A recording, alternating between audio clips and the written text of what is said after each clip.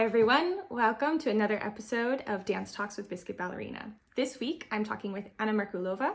She's a former principal dancer with Dresden Semperoper Ballet, and she is also the founder of the summer program Immersion Dance. Today we're going to be talking about the theme of forgotten skills. So skills that were really useful in a dance career but are often forgotten when it comes to our dance education and preparation for this career. So, hi Anna. Welcome. Hi Shelby. Thank you, and thank you very much for having me. Yeah, thank you so much for agreeing to come and talk with me today. So, would you introduce yourself to the viewers a little bit and talk a little bit about your background? Sure, just very briefly. So my name is Anna Merkulova, and I am from the east of Ukraine. And I've been dancing basically all my life, since the age of 7, traveled around the world and have been dancing at the Semperoper Ballet for the last 16 years, also been a principal dancer. And so now I am basically retiring and starting something new. And at the same time, I'm also gyrotonic and gyrokinesis certified trainer, and also a regression therapist, because I am retiring. That's what is happening right now, is the new summer school. Well, it's a great concept for summer school. I feel like it fills a lot of gaps that we have right now. We'll dive into that a little bit more later. I'm reflecting on your own career and your education. What did you feel was missing out? What skills did you wish had been taught to you? All right. Well, that's a very complex question. It is very personal, I must say, right? It really depends on your own personality and how you grow up. So some people will have, say, better skills at communication because of their upbringing than others. So it can be very still personal, but of course there are things that are can be also general, that can be addressed so globally, let's say, right, to a dance education. Right. And of course they are that are very much more talked about right now, which I'm happy, is the psychological and so mental health education and emotional support, psychological and emotional support. It would be always good to know, since you're a child, to start learning about that. What is an emotion? That there are certain things that the brain does, right? It might be too difficult to explain to a child, but slowly to introduce a lot of these things. And something that also falls into that area, I believe, is learning about the needs, personal needs and boundaries.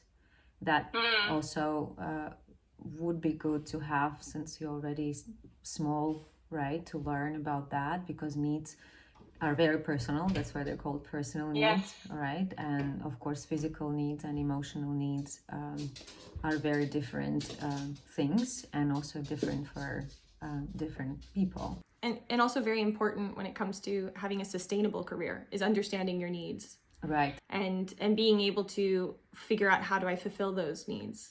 Exactly. And that's why this is on my list, because then it helps not only to guide your career, right? It also helps you to guide your life. We're not just dancers, there's much more to us and the life. So it comes also in handy later on when you have to transition. That's another thing that I believe is very much missing, is the talk about transition. That needs to be started way in advance, and not in a scary way, not in a dark and gloomy way, but that it's just the reality of things, and it's okay, it's very normal. And also that there are ways to prepare yourself. You don't have to stop and go to the university and just drop dance or ballet or whatever type of dance you're doing.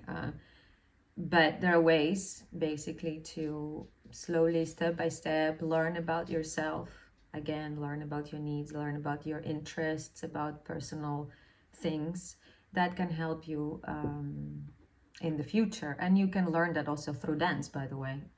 It's even the thing of preparing someone, giving, like, kind of planting the seed early in a dancer's education, that there will be a moment that you won't be dancing as a career. Most likely. There are some people who can dance into their 80s, and there's like theater performers at the same time. Like there are also all sorts of possibilities. But the idea that for most of us, our career will end at some point where we're still young enough that we need to keep working and finding other passions. And I think for me, I always found that showing too much interest in other things and kind of discovering yourself was a little bit shamed, that it was like, oh, you're not really invested enough in dance. You're not really passionate enough about dance.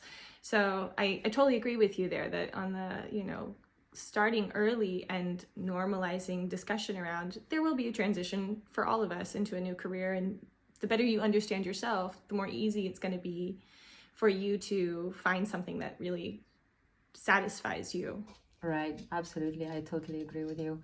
And, I also agree. It's a bit like, oh, you haven't really been concentrated, and it becomes shame. But it's actually, I don't think also from the psychological point of view, it's correct to just concentrate on one thing all the time. It's not beneficial for your own, also for your dance career, to always be so focused that you don't allow your mind to wander, also your personality. You need other experiences also to add to your dancing, to be on stage, to bring all those other experiences to the stage as well. You can't just take them from your imagination. You need to experience things in life also. So these are kind of major things, and also of course understanding your body, like not only anatomy, and I know that in many schools now they learn also anatomy, but back in my time that was not really a case, and even before that was even less the case. But yes, learning the anatomy, maybe at already a bit older age, not only how things are, but how they work and how can they work better. What is the best way, healthiest way for this joint to do this and for that joint to do that. That's more of a practical anatomy where you are not just learning 2D, you actually understand how things work. That is really helpful for dancing. Yeah, I mean, it's such a whole body connection. Yeah, it's all 3D. We are 3D, right? We're actually more than 3D, probably 5, 10D. Yeah. But also, I was thinking about that there are certain times for certain things to be happening with your body, and that it's okay, because then the knowledge tells you that this is what happens to a human body. So at certain ages, puberty and all that happens to us, that when we know from science that this is what it's a normal thing, we're less likely to be shamed for it or feel shame. It's a great point also because you're in that intensive pre-professional training already at this moment, just before or during major transitions for people's bodies. I went through puberty and everything, and my body changed a little bit, but it wasn't really until I was actually working, I was like 20, 21, when my body continued to develop and, turn into more of an adult body. And I was caught off guard by that because I thought, oh, I'm done with puberty. Like, this is what my body is going to look like. But you still have, different type of metabolism when you're younger. And also, like, your body holds things in different ways, or you develop muscle in different ways. And so I know I'm not the only one.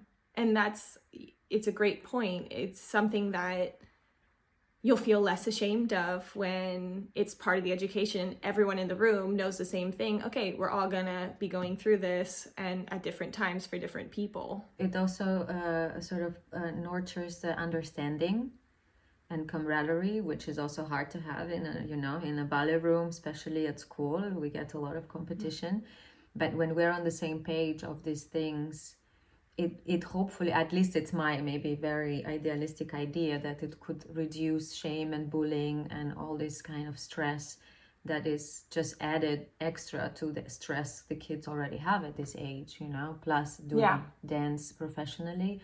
That's like 10 times stress than, on top of what they're already having with their body changing and also hormones and the brain and everything. So I believe that's very also would be very, very necessary to have. And just another couple of things that were on my list was, of course, communication, because we are a silent art. We don't talk. Unless you are a talker by nature, then you're lucky. But if not, then sometimes, again, depends on the personality and upbringing, the culture. But not only for just to be able to talk, but to be able to say things when you need to, and in the right, in the right calm way, to not be just engulfed by fear when you need to say something, like we're going back to boundaries and personal needs. The ability to say things, to express yourself when it's very needed, also to persons of authority, like teachers, directors, parents, all that. You need to know also how to just communicate, that you can ask questions. I don't know, depends. No, me, I was a kid, I was like, I don't ask questions, I just guess everything because, not allowed, kind of thing, Yeah, I think our dance education in most schools teaches submission. It does not encourage you to speak. So even if you are someone who's naturally comfortable talking to strangers or talking to older people as a child, I think in that dance environment, we, as a profession, as a community, as education institutions in general, sort of, whether intentionally or unintentionally, discourage communication through obedience and discipline, and as a result, people feeling intimidated or not comfortable speaking up or asking questions when they simply need, to ask certain questions. Right. And I mean, that also, I don't mean it to go over the discipline, like discipline is a good thing also. There is a line. It doesn't mean we all of a sudden have a market, right, in the studio. Yeah. It's just the respectful and, of course, polite way, most importantly, respectful way of communicating when you need. But again, that doesn't go against the healthy amount of discipline that needed for anything, to achieve anything or to get somewhere in your career, whichever career it is, actually. So those are, I think there are quite a lot of them, and they're very important. Yeah. I mean, they're all very true. There's so many corners and angles that you could come from to approach this career, of things that we need to know, we need to work on, and it's lacking, and it's a kind of a trial and error. Dancers come into the workspace and they're learning these things as they go. For example, the last thing we were talking about, communication. I think about a lot of instances in the studio that I've witnessed people kind of explode in the studio because we were not taught communication. And so things are suppressed for a very long time. And then finally one day it's like it needs to be expressed, but then it lacks that like respect or polite in the way that you say things, because it's been balled up in someone. And so it just comes out, and sometimes it comes out with emotion and frustration and not in the nicest way. So yeah, it's a lot of skills that we could, as dancers, could afford to learn to help ourselves out. But you're trying to tackle this a little bit with a new summer program that you're starting. Trying. This is a first year trial, yes. So you've started a different kind of summer program for dancers aimed at filling these gaps and teaching subjects that are often not addressed in a dancer's education. Could you explain what it is that dancers will learn at Immersion Dance, at your summer program, and who it's geared towards? What target audience is it trying to cater to? Right. Yeah. So thank you. It's very exciting. Therefore, it's all new, and we've been working on it for about 2 years now, I believe. It started 2020. The idea, like we all have these summer schools everywhere in the world, but I always thought we always dance all year long in the school or in the company or in a junior company, and then you have a holiday and you go to dance again to a summer school, right? So my idea was, I was like, this is not right, we can learn something useful that in addition to our dancing, so technique and all the necessary other things, but we can go and learn something else and rest the body, but still move, but not overburden, and give it space so we can sort of observe something else with our mind. So do something, that is very useful still for your dancing, but do not put a lot of additional stress on your body because you already have enough. That's what the summer breaks are for, also to help your body get the rest it doesn't get during the season. Exactly. So that is why it's full of all the additional things. Of course, we will have a ballet training this year, but it's full of other very additional things that we hope will help the young dancers or whoever is going to join us, just to deepen their connection with themselves, with their body, but also with themselves as a human, and also grow in that sense, grow in that connection with yourself and with your body in order to, again, to lead a more fulfilling career and also life. Come both together. Career is not separate from life. So it's just more concentrating, so immersing, that's why the name, immersing yourself into yourself as a dancer through movement and through some, we will have also some workshops that will have nothing to do with moving, but it will just really concentrate on this learning that could be just more beneficial in addition to your physical training that you have. And this year we have somehow been gravitating towards mental health and psychological education. Therefore, it will be quite a lot of workshops on that. And you yourself are joining us. Also, Isabel Schramm, a psychologist I also recently spoke to, and I saw she's doing communication. I mean, yeah, who better to teach communication than a psychologist who also a dancer herself? Yes, so that was kind of aim. We did that on purpose, that we want to involve people who are dancers but have other missions in life, like you or Isabel also, or also Jaume Costa, also a dancer and psychologist, sports psychologist, will be teaching with us. Jaume will be teaching mental health and the importance of mental health in dance right now. So basically quite a big topic. So it's a kind of a, mix of things. So basically learning this year about psychology and mental health, and also doing additional classes to deepen the connection with the body, as I said, like we will have gyrokinesis, we will have functional range conditioning and body movement awareness class. And of course a ballet class just to keep us moving and in shape. Yeah, so it will be full of quite mixed things. So I hope it's going to have a good impact for those who will come. Yeah. It sounds like really the perfect way to keep moving a little bit, not overburden your body, but also learn a lot of new skills that will definitely benefit you in the season.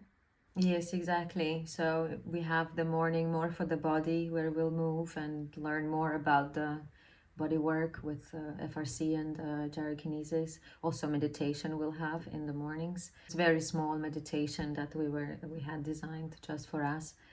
Yeah, and then in the afternoon we'll dive into the actual workshops, the sort of speaking workshops, presentations, you can call them.